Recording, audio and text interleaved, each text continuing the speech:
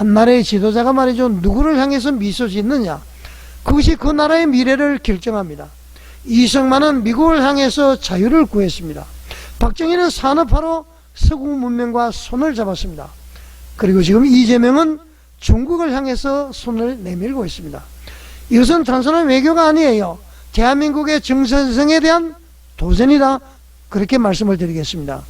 여러분 안녕하십니까? 마나임 뉴스입니다. 우리 자유 대한민국의 방향이 좀 이상하게 돌아가고 있습니다. 여러분 그런 거 느끼고 계시죠? 이 태극기와 성조기를 든 젊은이들이 말이죠, 명동거리에서 자유 대한민국을 지키자 그러면서 외치고 있습니다. 그런데 정부는 말이죠, 이 젊은이들을 향해서 태극기나 성조기를 들고는 귀가를 못한다, 그리고 이제 혐오 발언, 중국에 대한 혐오 발언을 하게 되면은 처벌할 수 있다, 그렇게 이제 경고장을 내밀었습니다. 대신에 말이죠, 반미 시위에 대해서는 침묵을 하고 있죠.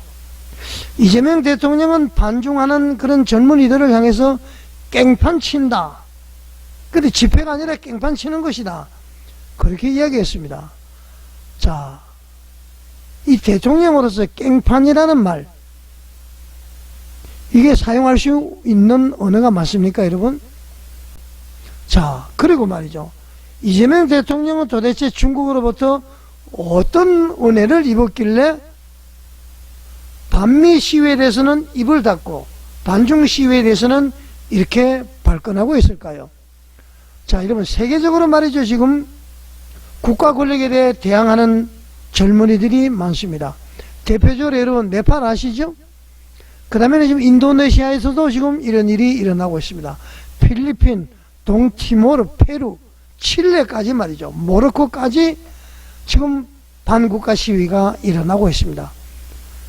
자, 그런데 여러분 지금 제가 언급한 그런 나라들은 상대적으로 우리보다도 후진국이죠. 왜 우리나라에서 이런 일이 일어나는지, 여러분 우리나라가 그야말로 이상하게 가고 있습니다. 이재명이가 들어서면서부터 그렇게 된 것이죠. 그것을 제가 한번 풀어서 설명을 드리겠습니다. 자, 명동거리의 청년들은 말이죠, 우리는 좌우도 우도 아니고 자유를 원한다, 그렇게 외치고 있습니다. 또 젊은이들은 태극기와 함께 성조기를 들고 있죠. 이것은 이제 미국에 대한 굴종이 아니라 말이죠, 한국을, 우리나라를 지탱해온 한미동맹의 상징이었습니다. 그런데 이재명 정부는 그 상징을 아주 불편해하죠. 한미동맹을 불편하는 것 같습니다. 태극기, 성조기 시위를 하지 말라, 중국 혐오의 발언에 대해서는 처벌을 하겠다, 성조기 훼손은 그냥 두면서 오성홍기를 훼손하는 것은 금지한다. 자, 여러분 이것이 말이죠, 도대체 어느 나라입니까? 이 나라가 자유 대한민국입니까? 아니면 중화민국의 속국입니까? 중화민국이 아니죠, 중화인민공화국이죠. 자, 여러분 이재명 정부가 출범한 이후에 발표된 정책들을 보면은 하나같이 중국 우선이라는 것을 알 수가 있습니다. 최근에는 말이죠, 중국인들의 그 무비자 입국이 전면적으로 확대가 됐습니다. 들어왔지만은 말이죠, 안 가는 사람들도 있습니다. 중국 정부는 대답이 없음에도 불구하고 중국인들이 들어와서 우리나라에서 운전을 할 수 있도록 허락을 하겠다, 이런 정책까지 세웠습니다. 관광한다는 명목 아래 말이죠, 수천 명이 국내 부동산을 사들이고 있습니다. 식당도 사고 말이죠, 토지, 건물 뭐 할 것 없습니다. 또 그런 중국인들이 경제활동을 할 수 있도록 대출을 규제 완화했고요. 대신에 우리 국내 국민들은 대출을 강화하면서 말이죠, 중국인들에게는 대출 문턱을 낮췄다, 그런 얘기죠. 자, 여러분 도대체 이재명 정부는 어느 나라 정부입니까? 집을 사고 기업을 인수하고 토지를 확보하는 데에 중국인들은 완전히 장애가 사라졌고요, 우리 한국인들은 자국인민이면서도 어려움을 당한다, 그런 얘기죠. 자, 또 이재명은 미국 대신에 중국 중심의 외교 발언을 했습니다. 균형 외교를 말을 하고 있지만 실제로는 미국에는 침묵하고 중국에는 고개를 숙인다, 그렇게 볼 수가 있습니다.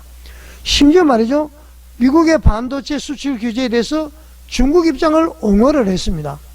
한미 동맹이 완전히 무너지는 것 아닙니까, 여러분? 우리가 지금까지 이렇게 성장한 것은 미국의 방패막이가 없었다면 그걸 불가능한 것이죠. 자, 이재명은 왜 이렇게까지 친중 노선을 걷는 걸까? 여러분 궁금하지 않습니까? 그 이유를 한번 차근차근히 한번 풀어보겠습니다.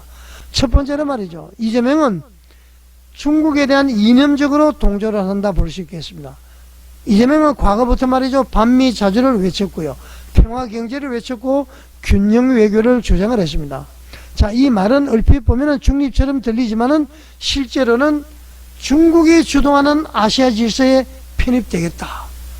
그런 뜻으로 해석할 수가 있습니다. 자, 두 번째는 말이죠. 정치적인 계산 때문에 그렇습니다. 이 국내를 잘 통치하기 위해서 말이죠. 반일 정서를 이용하다가 반일 정서는 한물 갖고 이제 반미 정서를 정치 에너지로 활용하고 있다. 그렇게 저는 판단을 해봅니다. 미국에 끌려가는 정부라는 그런 이미지를 보수 진영에 씌우고 말이죠.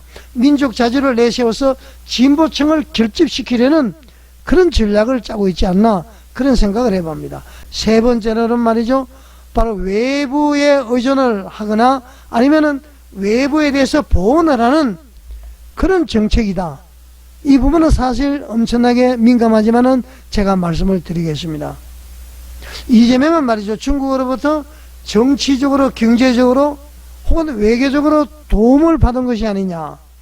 이런 이제 합리적인 의심이 제기가 되고 있습니다. 자, 여러분. 지난 7월 달에 말이죠.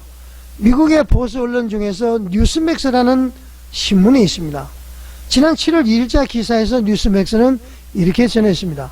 중국이 한국의 버니 샌더스라고 불리는, 버니 샌더스는 진보주의자죠. 한국의 진보주의자라고 불리는 이재명을 대통령으로 당선시키는데 도움을 줬다. 그렇게 보도를 했습니다. 구체적으로 말이죠. 중국이 한국 내 여론전에 개입을 했다. 뭐 댓글 부대라든가 여러 가지가 있겠죠. 자, 이재명 후보를 말이죠. 복지를 확대하고 친중 성향의 지도자. 이렇게 이제 막 묘사를 뉴스맥스에서는 묘사를 했습니다. 그러면서 말이죠. 중국이 한국의 정치적 지형에 영향력을 점차 확장하고 있다. 그렇게 지적을 했습니다. 자, 당신은 말이죠. 벌써 한 3개월 됐네, 그죠? 7월 2일이니까. 우리 한국 언론들은 이거 보도를 외면했고요. 한국 사람들도 몇몇 보수 유튜브에서는 별 생각을 안 했습니다. 자, 지금 한 3개월이 지난 이 시점을 보니까 여러분 어떻습니까? 이재명 정부의 실제 행보가 말이죠. 이 보도의 신빙성을 더 강화하고 있다. 저는 그렇게 판단합니다. 뭔가 중국에 보온을 하고 있다. 도움을 받았으니까 보온을 하고 있다. 그런 것이죠. 이념도 비슷하고 말이죠. 자, 여러분, 만약에 이재명 대통령이 정말로 말이죠.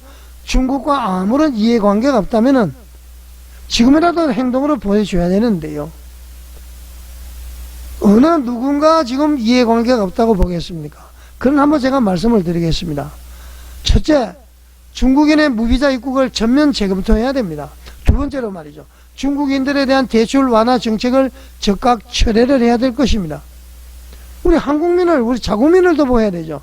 그 다음에는 한미동맹 강화를 해야 되고요. 자유민주 진영으로 복귀를 선언해야 됩니다. 사회주의 꿈을 꾸지 않아야 된다는 그런 것이죠. 자, 이 세 가지야말로 말이죠. 나는 중국의 은혜를 입은 적이 없다. 그것을 나타내는 유일한 증거가 될 것입니다. 자, 여러분. 한 나라의 지도자가 말이죠. 누구를 향해서 미소 짓느냐. 그것이 그 나라의 미래를 결정합니다. 이승만은 미국을 향해서 자유를 구했습니다.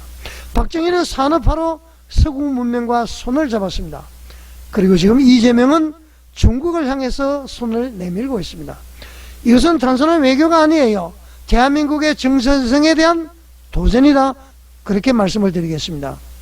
이재명 대통령이 중국의 길을 걷는다면 역사는 반드시 이재명을 말이죠. 대한민국의 대통령이 아니라 중국의 대리인으로 기록할 것입니다. 그러나 지금이라도 돌아선다면 아직 국민 앞에 서 있을 자격이 있다. 그렇게 말씀을 드리겠습니다. 대한민국의 미래는 국민의 깨어있는 눈에 달려 있습니다. 우리는 묻습니다. 이재명 대통령, 당신은 대한민국의 편입니까? 아니면 중국의 편입니까? 자유를 사랑하는 국민들이 그 답을 듣기 전까지는 결코 침묵하지 않을 것입니다. 자, 여러분, 이재명이가 이걸 처리하지 않는 이상 토요일마다 광화문에 나와서 1천만 광화문 국민대회에 전부 참여해야 될 줄 믿습니다. 여러분 어떻게 생각하십니까?